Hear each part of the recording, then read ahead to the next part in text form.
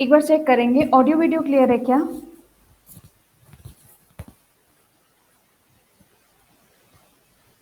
चलिए, very well done. Guys, आज मैं एक बहुत ही इंपॉर्टेंट टॉपिक आपको पढ़ाने जा रही हूँ, that is called prepositional phrases.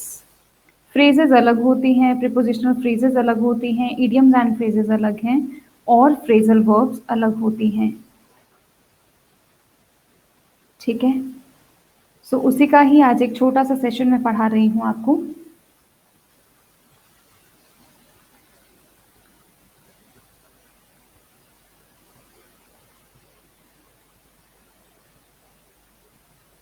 चलिए गाइस, ये जो टॉपिक है बेसिकली ये प्रीपोजिशन का टॉपिक है।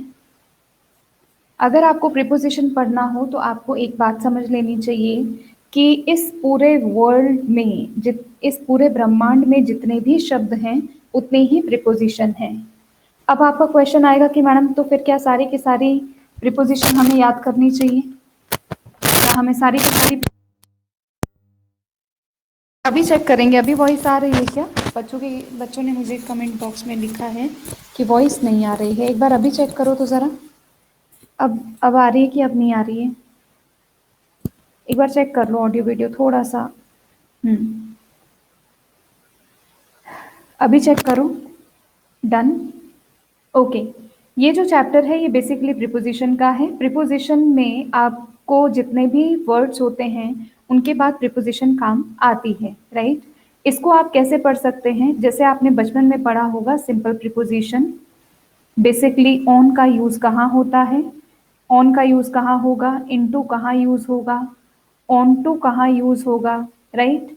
इसी तरीके से बिहाइंड को कैसे यूज करेंगे, बिसाइड कैसे यूज करेंगे, और बिसाइड्स कैसे यूज करेंगे, एटसेट्रा। तो इसकी एक लंबी लिस्ट है जो आपने बचपन में भी पढ़ी होगी और आज भी पूछी जाती है। इसी तरीके से आपके पास कुछ वर्ड्स ऐसे होते हैं जिनके बाद प्रीपोजिशन हमेशा फिक्स्ड होती है, कुछ वर्ड्स के बाद प्रीपोजिशन फिक्स्ड होती है, राइट? और अगर आपकी प्रीपोजिशन फिक्स्ड होती है इसका मतलब आपको याद करना पड़ेगा। और इसका एक और सेशन आता है, मतलब काफी इसमें आप इसमें अगर इस चैप्टर की बात करें तो ये सबसे बड़ा चैप्टर है इंग्लिश ग्रामर का। जितना ज्यादा आप प्रिपेयर करेंगे उतना ही ज्यादा आपकी इंग्लिश अच्छी होती है, राइट? इसी तरीके से इसमें एक और टॉपिक आता है सम इम्पॉर्टेंट प्रीपोजिशनल फ्रेजेस। आपको बहुत इंटरेस्ट आएगा अगर आप इसको अच्छे से पढ़ते हैं तो नोटबुक और पेन ले लीजिएगा और लिखना शुरू कर दीजिए मेरे साथ साथ, राइट? सबसे पहले हम लिखेंगे अकॉर्डिंग टू। अकॉर्डिंग टू का मतलब होता है के अनुसार। This is your prepositional phrases. इसी तरीके से नेक्स्ट आप लिखेंगे ऑन द ब्रिंक ऑफ। इसका मतलब होता है समीप, या फिर इसका मतलब होता है करीब। नेक्स्ट आप लिखेंगे ऑन द स्कोर ऑफ। इसका मतलब होता है के आधार पर। ऑन बिहाफ ऑफ, इसका मतलब होता है ऑन बिहाफ ऑफ, मतलब किसी की जगह पर, की ओर से, है ना? किसी और से। जैसे मैं क्लास में नहीं आई तो मेरी जगह अगर किसी और ने क्लास ली तो that is called on behalf of. इसी तरीके से ऑन द पार्ट ऑफ, इसका मतलब होता है किसी के हित में या फिर पक्ष में, किसी के फेवर में, है ना? किसी के हित में, पक्ष में या फिर फेवर में, ठीक है? नेक्स्ट लिखेंगे पक्ष में या फिर हित में, ठीक है? फिर आप लिखेंगे ऑन द ईव ऑफ। इसका मतलब होता है अवसर पर। ये दुनिया में कोई भी आप एग्जाम देते हैं तो उसमें बेनिफिशियल है प्रीपोजिशनल फ्रेजेस। आप कोई भी एग्जाम उठा लीजिए, एसएससी, बैंक, एलडीसी, पटवार, rate level 1, rate level 2, grade 1, grade 2, English में बहुत एक इम्पॉर्टेंट रोल प्ले करता है। मुझे ऐसा फील होता है, मैं नहीं जानती कि मैं कितना सही हूँ बच्चों, I really don't know, but मुझे ऐसा फील होता है कि अगर मैं इंग्लिश में से इंग्लिश के चैप्टर में प्रीपोजिशन गायब कर दूं प्रीपोजिशन गायब कर दूं तो मुझे लगता है ये मेरे लिए ठीक वैसा ही होगा जैसे सब्जी में से नमक गायब कर दिया जाता है।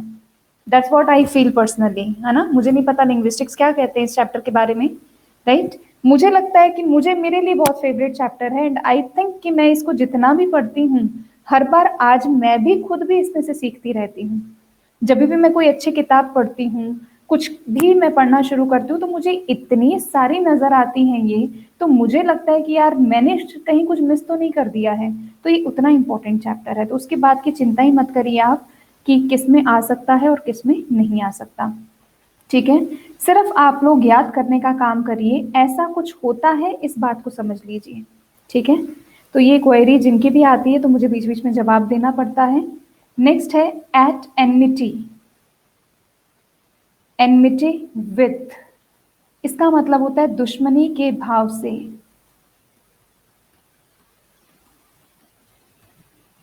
एज टू, इसका मतलब होता है के विषय में। अभी आज तो मैं ये बताऊंगी, फिर धीरे धीरे इसका सेकंड पार्ट थर्ड पार्ट भी बता दूंगी। पंकज, आपने क्वेश्चन पूछा है कि फिक्स प्रीपोजिशन नहीं आता, वो कल बताओगे। अच्छा, फिक्स प्रीपोजिशन नहीं आता, मैं बता दूंगी। ठीक है, इसका ये पार्ट 1 कर लो आज, फिर पार्ट 2 और पार्ट 3 भी करा दूंगी, चिंता मत करो। ठीक है, बाय वर्च्यू टू, अच्छी चीज है, फटाफट से सीख लो और लिखते जाओ फटाफट से। बाय वर्च्यू ऑफ, के आधार पर। इसी तरीके से मैंने लिखा for the God's sake. For the God sake बोलते हैं ना, ईश्वर के नाम पर, for the God sake, for God sake, थोड़ा तो सच बोलो, ईश्वर के नाम पे कुछ तो सच बोलो। ऐसी लाइनें आपने बहुत बार सुनी होंगी, है ना, ईश्वर के नाम पर। यस, शिखा आपके लिए भी उतना ही एसेंशियल है, क्योंकि मेरी हर क्लास में मैं कुछ नया ही पढ़ाती हूँ, है ना।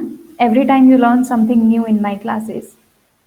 ठीक है, और मैं हमेशा वही पढ़ाती हूँ जो प्लस के लिए भी बेनिफिशियल है, जिसने जीवन में मुझे देखा ही पहली बार है, जो मुझसे पढ़ी पहली बार रहा है उसके लिए भी बेनिफिशियल है, जो 3 साल पहले पढ़ गया ये उसके लिए भी बेनिफिशियल है ना, जिसने मुझे जाना ही नहीं कभी कि मैं कौन हूँ, मैं क्या पढ़ाती हूँ, ये उसके लिए भी बेनिफिशियल है। In course of, in course of का मतलब होता है के दरमियान या फिर के दौरान। ठीक है, इन कोर्स ऑफ कोई भी काम है उसके मध्य में, के दौरान। और देखेंगे इन कनेक्शन विथ, इसका मतलब होता है के संबंध में। इसी तरीके से इन अकॉर्डेंस विथ, इसका मतलब भी होता है के संबंध में। नेक्स्ट लिखेंगे बाय फोर्स ऑफ, इसका मतलब होता है किसी की मदद से। एट द बॉटम ऑफ, मूल, मूल बोलते हैं ना, जड़ जिसको बोलते हैं, मूल में, है ना। At the bottom of, what is the root. फिर नेक्स्ट लिखेंगे एट होम, उसके बाद लगा दो इन। एट होम इन का मतलब होता है दक्ष या फिर निपुण, स्किलफुल, जिसको बोलते हैं एड्रॉइट। एट वेरिएंस विद, इसका मतलब होता है किसी के विरुद्ध, राइट। नेक्स्ट लिखेंगे बाय मीन्स ऑफ, इसका मतलब होता है के माध्यम से, मीडियम जिसको बोलते हैं, मेथड जिसको बोलते हैं, के माध्यम से। नेक्स्ट लिखेंगे बाय डिंट ऑफ, इसका मतलब होता है किसी की मदद से। नेक्स्ट लिखेंगे बाय द साइड ऑफ, इसका मतलब होता है बगल में। लीजिए, लिख लीजिए, लिख लीजिए, मैं वेट कर रही हूँ। बच्चों ने बोला मैडम बैक कर दीजिए स्लाइड, लिख लीजिए। अब इसके क्वेश्चन कैसे आएंगे वो भी अपन देखते हैं, पहले आप लिख लो, अच्छे से लिख लो।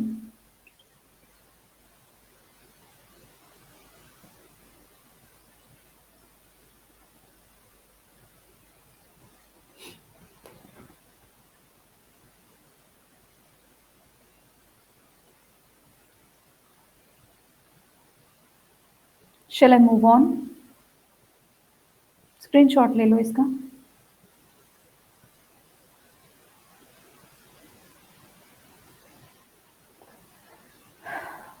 ठीक है, नेक्स्ट लिख लीजिए इन ऑनर ऑफ, के सम्मान में, बोलते हैं ना इन ऑनर ऑफ, कि जब हम किसी का सम्मान करते हैं। नेक्स्ट लिखेंगे इन द फेस ऑफ, इसका इन द फेस ऑफ मतलब होता है किसी की उपस्थिति में, in the face of. Next लिखेंगे फॉर द पर्पस ऑफ,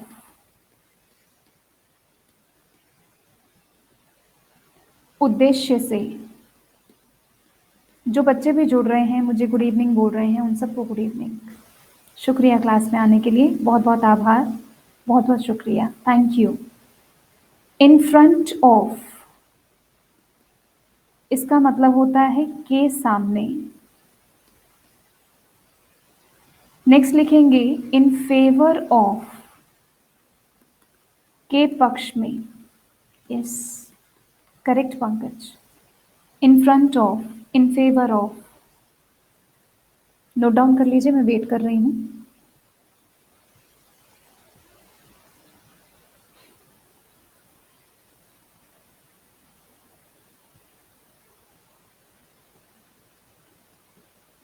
किसका मीनिंग पंकज? लास्ट का, इन फेवर ऑफ, किसी के पक्ष में, सामने। ये इन फ्रंट ऑफ तो किसी के सामने हो गया, और इन फेवर ऑफ हो गया किसी के पक्ष में। सहमति, ये बोलना चाह रहे हो? सहमति नहीं, फेवर, पक्ष में ना। सहमति अग्रीमेंट हो गया, अग्रीड, वो तो अग्रीड होता है। नहीं, फेवर ऑफ किसी का फेवर लेना, किसी के पक्ष में होना। ठीक, नेक्स्ट लिखेंगे इन डिफेंस ऑफ, इसका मतलब होता है के बचाव में। इन कॉन्सिक्वेंस ऑफ, के परिणाम स्वरूप। इन कॉन्सिक्वेंस ऑफ का मतलब होता है गाइस रिजल्ट, जो भी हमारा परिणाम निकल करके आता है। नेक्स्ट लिखेंगे इन केस ऑफ, की स्थिति में। मान लीजिए अगर आप इस स्थिति में नहीं हैं, इन केस ऑफ कि आप इस पोजीशन में नहीं है, तो आप ये काम कर लीजिए। इन ल्यू ऑफ, इसका मतलब होता है बदले में। इसी तरीके से in spite of, in spite of का मतलब होता है डिस्पाइट, और इसका मतलब होता है के बावजूद। बस याद ये रखना स्टूडेंट्स, इन स्पाइट के बाद ऑफ लगा देना, लेकिन डिस्पाइट के बाद कभी भी ऑफ आता नहीं है। ठीक है, इन स्पाइट ऑफ, और इसका मतलब होता है डिस्पाइट। ठीक है, और डिस्पाइट के बाद कभी भी ऑफ मत लगाना। हमारे पास इंग्लिश में बहुत सारी प्रिपोजिशन ऐसी होती हैं, बहुत सारे वर्ड्स ऐसे हैं जिनके बाद कभी कोई प्रिपोजिशन काम नहीं करता। ठीक, नोट डाउन कर लीजिए या स्क्रीनशॉट ले लीजिए ताकि मैं आगे बढ़ पाऊं।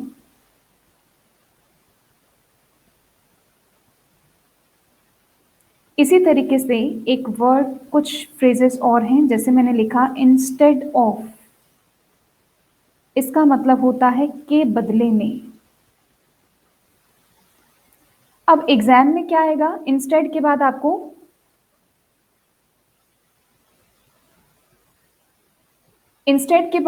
इन देंगे, विद देंगे, बट आपको याद होना चाहिए कि इंस्टेड के बाद हमेशा प्रीपोजिशन ऑफ का यूज करते हैं।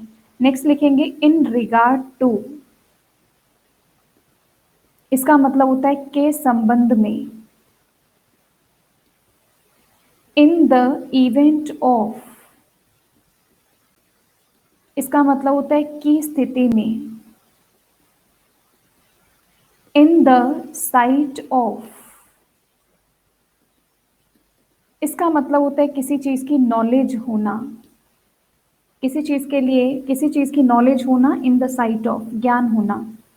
नेक्स्ट लिखेंगे विथ रिगार्ड टू, इसका मतलब होता है के संबंध में।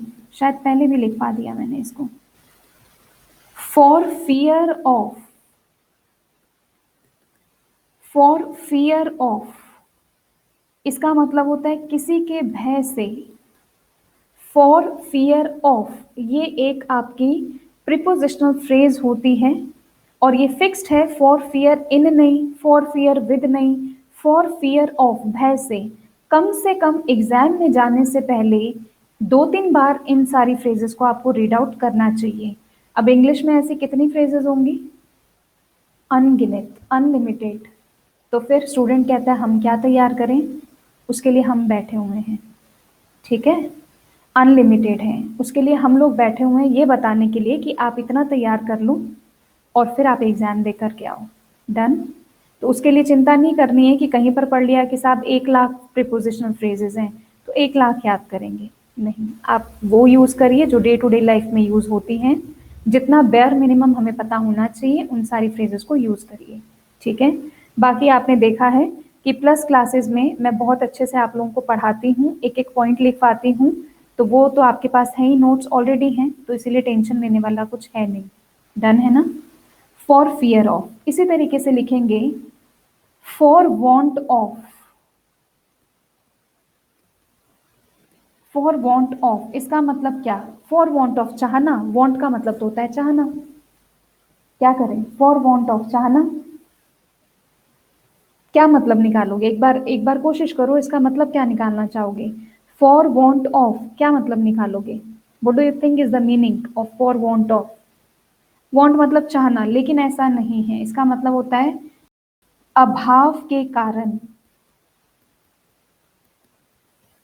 इच्छा जताना। नहीं Varsha, the right answer is for want of, किसी के अभाव के कारण, कोई भी चीज का अभाव होना, ठीक। नेक्स्ट देखते हैं, नेक्स्ट लिखेंगे विद रिगार्ड टू। ये हो गया ना मेरे ख्याल से, with regard to, let me check. हाँ हो गया, ठीक है ठीक है, मैं इसको मिटा देती हूँ, सॉरी, कोई बात नहीं। चलिए नेक्स्ट देखते हैं with a view to. With a view to इसका मतलब होता है उद्देश्य से। अभी हम सब एक साथ अभी क्यों बैठे हुए हैं? What is our purpose? उद्देश्य है, अभी हम सब बैठे हुए हैं तो व्हाट इज द पर्पस? आपका एग्जाम क्लियर हो जाए और हम आपको अच्छा पढ़ा दें, है ना, ठीक। तो विद अ व्यू टू, उद्देश्य से। नेक्स्ट लिखेंगे on account of. On account of इसका मतलब होता है के कारण, रीजन जिसको बोलते हैं, ऑन अकाउंट ऑफ, ठीक। नेक्स्ट लिखेंगे ऑन द पार्ट ऑफ, हो गया। ऑन द प्रिटेंस ऑफ, इसका मतलब होता है के बहाने से। यस, के बहाने से। पंकज ने लिखा है जॉब मिल जाए, हम भी फ्री हो जाएं और आप भी खुश हो जाओ। यस, हर एजुकेटर बहुत खुश होता है जब उसके बच्चे सिलेक्ट होते हैं, है ना। ऑन द प्रिटेंस ऑफ, के बहाने से। अब मुझे ये बताइए, ये आपके काम आएगा क्या? हर जगह काम आएगा। आप लोग पैसेज पढ़ते हो ना, पैसेज हर एग्जाम में आता है। अब जब तक आप इन चीजों की समझ रखोगे ही नहीं तो पैसेज क्या समझ में आएगा? आप तो बोलोगे एट होम, इन घर पर, जबकि इसका मतलब है निपुण, एक्सपर्ट होना, दक्ष होना, एड्रॉइट होना, ठीक है। आप इसका मतलब निकालोगे, वांट का मतलब निकालोगे चाहना, और वहां पर मतलब होगा लैकिंग ऑफ समथिंग। आपके मीनिंग में और एग्जामिनर जो पैसेज देगा उसके मीनिंग में तो आप अंतर क्रिएट कर दोगे। अब जब डिफरेंस ही क्रिएट कर दोगे तो फिर मार्क्स कहाँ से आएंगे? जब हमें अंडरस्टैंडिंग डेवलप नहीं कर पाएंगे हम, तो फिर क्या एग्जाम में बताएंगे हम, ठीक है। तो आप इनको बूंद बूंद करके इनका घड़ा भरो, बूंद बूंद करके अपने नॉलेज को बढ़ाते जाओ। और नॉलेज को कभी भी बर्डन लेकर के नहीं पढ़ना चाहिए, अरे यार पढ़ना है, ये कंसेप्ट मत। चूज आपने खुद किया, पढ़ाई का रास्ता आपने खुद चूज किया, उसके बाद फिर आप सोचते हैं कि ये बर्डन भी है, तो दोनों बातें एक साथ नहीं हो सकती। जो रास्ता आपने खुद चुना है कम से कम वो आपके लिए बहुत ही ज्यादा इंजॉयबल होना चाहिए और उसको आपको खुशी खुशी करना चाहिए। समझ आ रही है बात? किसी ने आप पर थोपा नहीं है कि आप जाओ पटवार का एग्जाम दो, यू डिसाइडेड योर ओन। आपने खुद अपने आप से डिसाइड किया, तो कम से कम जो काम आपने खुद डिसाइड किया, अपने डिसीजन पर खुश रहें और खुशी खुशी याद करें। अगर आप इंग्लिश के साथ प्यार करने लगोगे तो आपको अच्छे से समझ में आएगी, है ना। बर्डन, अभी देखो, अगर आप इसको इंटरेस्ट लेकर पढ़ो तो कितना कुछ सीखा आपने। कितने बच्चे बोलते हैं कि कितना कुछ सीखा? What do you think? और जब भी हमारे पास कुछ अच्छी नॉलेज आती है तो हमारा कॉन्फिडेंस लेवल अपने आप बढ़ता है, सोचने से नहीं बढ़ता, किसी के बोलने से भी नहीं बढ़ता, 4-5 मोटिवेशनल लेक्चर सुन लो उससे भी नहीं बढ़ता, है ना। जब हम खुद अपने काम में बहुत ज़्यादा कॉन्फिडेंट होते हैं, जब हम खुद बहुत ज़्यादा सक्षम होते हैं, तो हमारा कॉन्फिडेंस अपने आप बढ़ता है। फिर हमें दुनिया में किसी के लेक्चर की ज़रूरत नहीं पड़ती है। तो अपने आप की पावर्स को बढ़ा लो, अपने आप के पावर्स को इतना बढ़ाओ कि आपको कभी डीमोटिवेट होना ही नहीं पड़े। कुछ ऐसी ही चीज़ें और बता दूं मैं आपको, सम फ्रेजेस। अब सिलसिला शुरू कर ही लिया है तो कुछ ऐसा ही बता देते हैं। डन। कुछ फ्रेजेस की बात कर लेते हैं, ओनली फ्रेजेस, ना ईडियम्स, ना फ्रेजल वर्ब, ना प्रिपोजिशनल फ्रेज। ठीक, देखते हैं, लिखना शुरू करेंगे। एक होता है स्टूडेंट्स अप एंड डाउन, और एक होता है ups and downs. Difference difference है क्या दोनों में? सोचो, up and down and ups and downs, क्या दोनों का मीनिंग सेम है या अलग अलग है? बोलते ना जिंदगी में उतार चढ़ाव आते हैं। कौन से उतार चढ़ाव आते हैं जीवन में? कभी सुख है, कभी दुख है। कौन से दुख हैं और सुख हैं, फर्स्ट वाला कि दूसरे वाला? कौन से वाला दुख, मतलब जिंदगी के उतार चढ़ाव कौन से हैं? वो है अप्स एंड डाउन्स, है ना। इसका मतलब होता है चेंजेस ऑफ फॉर्च्यून, भाग्य में परिवर्तन, जिसको बोलते हैं ना भाग्य का उत्थान या फिर पतन। अपना जो लक है उसका उत्थान या फिर पतन, लिख दिया मैंने, इंग्लिश में भी लिख दिया। और ये अप एंड डाउन का मतलब होता है टू एंड फ्रो, यानी कि इधर उधर। समझ में आ रही है बात? तो up and down, to and fro, and ups and down, change of fortune, changes of fortune. फिर लिखेंगे on the up. On the up मतलब क्या? अप का मतलब ऊपर, तो ऑन द अप, ऊपर ऊपर ऊपर, क्या क्या मतलब हुआ इसका? ऑन द अप, इसका मतलब होता है फ्रैंक होना, इसका मतलब होता है ऑनेस्ट होना, यानी कि ईमानदार होना, यानी कि कोई भी सच्चा व्यक्ति होना, यानी कि बहुत सिंसियर होना। ठीक है, तो ऑन द अप। अब आपके पास पैसेज में आ जाएगा ऑन द अप, और अगर हमें इसकी नॉलेज नहीं हो तो क्या आपका आंसर सही टिक हो जाएगा क्या? कई बार पूछ भी लेते हैं, बताइए पैसेज में ये ऑन द अप का मीनिंग क्या है, इन चारों में से बता दो क्या मीनिंग है। तो तैयार करके चलो इन सारी चीजों को, डरो मत, सिर्फ तैयारी करो। Up with. अब आप सोचोगे मैडम अप भी होता है और विद भी होता है क्या? ऐसा होता भी है, पहले तो ये सोचो, क्या अप और विद एक साथ होता है क्या? सुना है आपने अप विद कहीं देखा है आप अभी तक? अप विद, अप विद का मतलब होता है टू रेस, इसका मतलब होता है टू रेस, यानी कि उठाना। ठीक है, टू रेस, किसी भी चीज को रेस करना। ये देख लीजिए आप, मैं वेट कर रही हूं 1 मिनट का, आप नोट डाउन कर लीजिए।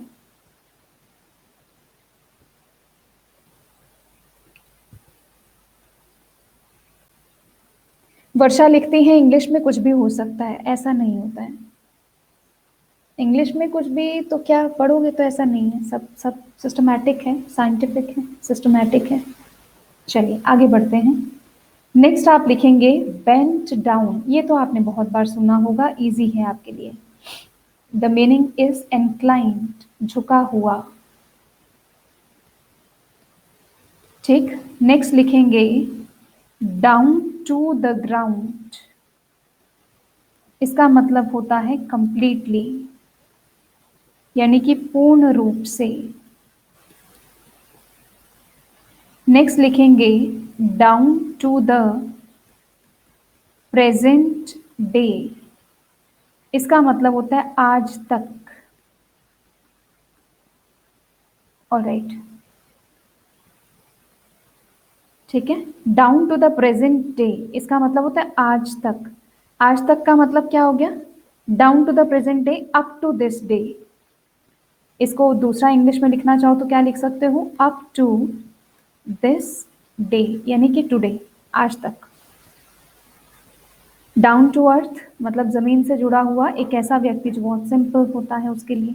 जमीन से जुड़ना क्या? जमीन से चिपक जाना, जमीन में चिपक जाना, डाउन टू अर्थ ऐसा नहीं, माने धरती से जुड़ा हुआ व्यक्ति, माने कि बहुत सिंपल। ठीक, नेक्स्ट लिखेंगे टू गेट डाउन। इसका मतलब होता है टू डिसेंड, उतरना। टू हिज डाउन, हिज है HISS, हिज डाउन, इसका मतलब होता है टू साइलेंस, यानी कि चुप करना। ठीक है, इसी तरीके से हमने लिखा टू गेट बियॉन्ड। इसका मतलब होता है पहुंच से बाहर होना। टू गो बियॉन्ड,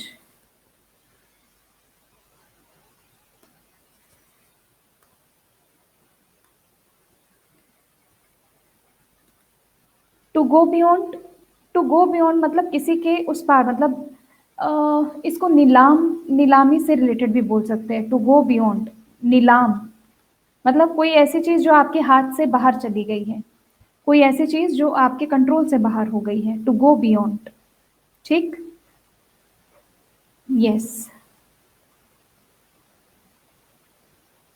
तो गाइज ये आपका एक सेशन था फ्रेजेस का और प्रीपोजिशनल फ्रेजेस का। अब ये प्रीपोजिशनल फ्रेजेस आपको याद करनी चाहिए, निश्चित तौर पर याद करनी चाहिए, हर हाल में याद करनी चाहिए। अगर आप डिसाइड कर ही चुके हैं कि कॉम्पिटिटिव एग्जाम में आना है तो इनको तैयार करिए। ये छोटी छोटी सी बातें हैं और यही आपके एग्जाम को क्लियर करने के लिए कुछ बेसिक टूल्स होते हैं, कम से कम उसको अप्लाई करना चाहिए। जो भी स्टूडेंट्स नए हैं, मेरी आप सबसे रिक्वेस्ट है कि आप ज़्यादा से ज़्यादा प्लस पर अपना प्लस सब्सक्रिप्शन लें। और प्लस सब्सक्रिप्शन के लिए आप सबको मैं बता दूं, मैं ज्योति नागपाल, राइट, अनअकैडमी प्लेटफॉर्म पर RPSC कैटेगरी में मैं इंग्लिश पढ़ाती हूँ और इसके साथ साथ लिटरेचर पढ़ाती हूँ, राइट। और ये अभी मेरा चाइल्ड डेवलपमेंट और पेडागोजी का जो रीट लेवल 2 के लिए है वो शुरू हो रहा है 14 दिसंबर को मेरा कोर्स। इसके अलावा रीट लेवल 2 का कोर्स शुरू हो रहा है 1 फैब से। रीट लेवल 2 ऑलरेडी चल रहा है 9/15 पर, करेक्ट। फिर ये RAS का बैच है, ये डेट कौन से शुरू हुआ था? ये 25 नवंबर से शुरू है। इसमें भी इंग्लिश मैं ही पढ़ाऊंगी आपको। रीट लेवल 2 के कोर्सेज ये ऑलरेडी शुरू हो चुके हैं, नहीं होंगे अभी, सॉरी, 23 नवंबर से शुरू हैं गाइस। ये 23 नवंबर से शुरू हैं। बहुत सारे नए बैचेस हैं अभी, बहुत बहुत सारे नए बैचेस हैं, आपको पार्टिसिपेट करना चाहिए, राइट। LDC का ऑलरेडी हो चुका है पंकज, शुरू ऑलरेडी हो चुका है ना। तो ये पटवार का नया कोर्स शुरू हो रहा है, ये वाली डेट है 19 नवंबर। 19 नवंबर को पटवार का नया बैच शुरू है। आज 17 है, यानी कि परसों से नया बैच शुरू है। और मेरे बारे में आप सब जानते हो, अगर नहीं जानते हो तो आप मेरे फेसबुक पेज पर चले जाओ, मेरा फेसबुक पेज बना हुआ है उस पर चले जाओ, मेरे टेलीग्राम पर चले जाइए t.me/ज्योति नागपाल, आपको सारी इन्फॉर्मेशन मिल जाएगी। मेरे पास एक अच्छा एक्सपीरियंस है, आप सबको मैं पढ़ा सकती हूँ, आप पढ़कर देख सकते हैं। और बच्चों के बहुत सारे फीडबैक्स भी हैं, आप उनको भी रेफर कर सकते हैं, ठीक है। आप उनसे पूछ लीजिए, वो बता देंगे आपको मैम कैसा पढ़ाती हैं। अगर नहीं तो आप खुद आकर के पढ़ के देख लीजिए। मेरा ये एक छोटा सा मैंने डेमो दिया है, ये आपका पार्ट 1 है गाइस। कल मैं इसका पार्ट 2 आपको पढ़ाऊंगी, ठीक है। और दूसरे पार्ट में मैं आपसे डिस्कस करूंगी कि आपको इसको क्वेश्चन आंसर में कैसे अप्लाई करना रहेगा। तब तक के लिए आप इसको याद करके चलिए। काफ़ी सारे वर्ड्स मैंने आज लिखवाए हैं, इनको बैठिए 2-3 बार रीड आउट करिए। अभी अभी एक बच्चे ने पूछा मैडम इसको कैसे याद करें, इसका आंसर चाहिए क्या आप सबको? कैसे याद करना है? इसका आंसर चाहिए? How to learn, very nice. बड़ा सिंपल सा आंसर है इसका, है ना? बहुत ही इजी है याद करना, बहुत इजी है याद करना। आपको कोई कुछ कह देता है, वो याद रखते हो क्या? ऑनेस्टली बताना, देखो झूठ तो बोलो ही मत। कोई कुछ आपको भला बुरा कह देता है तो याद रखते हो क्या? कई बार तो ऐसा ऐसा बोलते हो, मैं तो जीवन भर इसको भूलूंगा ही नहीं, दुनिया इधर से उधर हो जाए मैं मरते दम तक नहीं भूलूंगा। वो एक ऐसी बात है जो आपको जीवन में कभी याद रखनी नहीं चाहिए। और ये बातें वो हैं जो जीवन के हर मोड़ पर आपको याद रखनी चाहिए, क्योंकि ये डे टू डे लाइफ में काम आती हैं। तो जैसे आप वो बातें नहीं भूलते, वैसे इसको भी मत भूलो, इनसे भी प्यार करना सीखो। किसी ने एक बार बात कही, आपने 50 बार अपने मन में सोचा, तो ज्यादा किसने किसको कही? उस व्यक्ति ने आपको कही या आपने सबसे ज्यादा अपने आप को कही? आपने ही कही ना। और जो आपके काम आने वाली हैं, जो आपको सिलेक्शन देने वाली हैं, जो आपका करियर बनाने वाली हैं, उनको छोड़कर बाकी तुम दुनिया में सब कुछ याद रखते हो। याद करने का एक ही टूल है, मेहनत करना, बार बार पढ़ना, हैबिट बनाना। हैबिट, छोटी छोटी हैबिट्स अगर आप अपनी डेवलप करते हैं स्टूडेंट्स, तो आप एक अच्छे गोल तक पहुंच पाते हैं। अगर छोटी छोटी हैबिट्स ही डेवलप नहीं की, तो आपका जो एंड होता है, जो आपका रिजल्ट आता है, वो फ्रूटफुल नहीं होता। Change your habits to change your fortune. अपने भाग्य को बदलना है तो अपने हैबिट्स को चेंज करिए।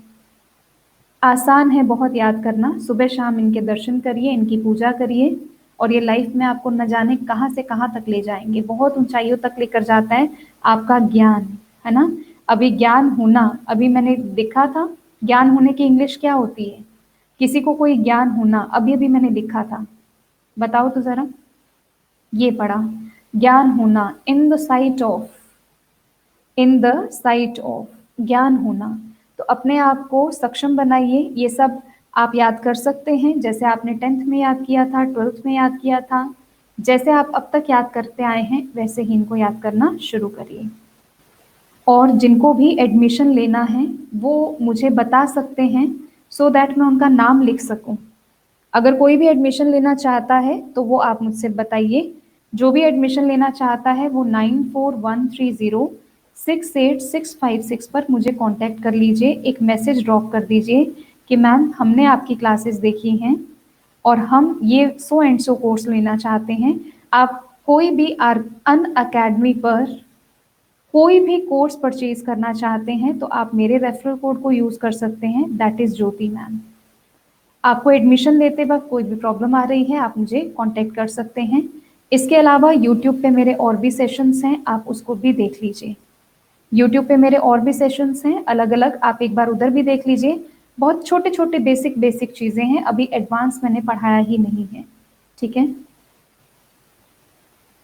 अभी डेट्स कहाँ आई है पंकज? डेट्स थोड़ी ना आई है, टेंटेटिव है अभी तो। डन। चलिए, बहुत बहुत शुक्रिया क्लास में आने के लिए, thank you so much. Admission लेने के लिए मुझे कॉल करिए, आज के लिए इतना ही काफ़ी है। कल मैं फिर से मिलूंगी आपसे इनके क्वेश्चन आंसर के साथ, ठीक है? मेरे कोर्स के लिए मेरे प्रोफाइल पर चले जाइए आप, जो भी बच्चे मुझसे क्वेश्चन पूछ रहे हैं। हाँ, नो प्रॉब्लम मनीष, आप मुझे फ़ोन कर लीजिएगा, मैं आपको गाइड कर दूंगी, आप परेशान मत होइए। और कोर्सेज का मैंने यहाँ पर भी दे दिया आपको, आप एक बार मेरे प्रोफाइल पे जाओ और मेरे लिंक्डइन पे देख लेना, सॉरी मेरे टेलीग्राम चैनल पर देख लेना, सारे के सारे बैच कोर्सेज का मैंने डिटेल्स डाल दिया है, ठीक है?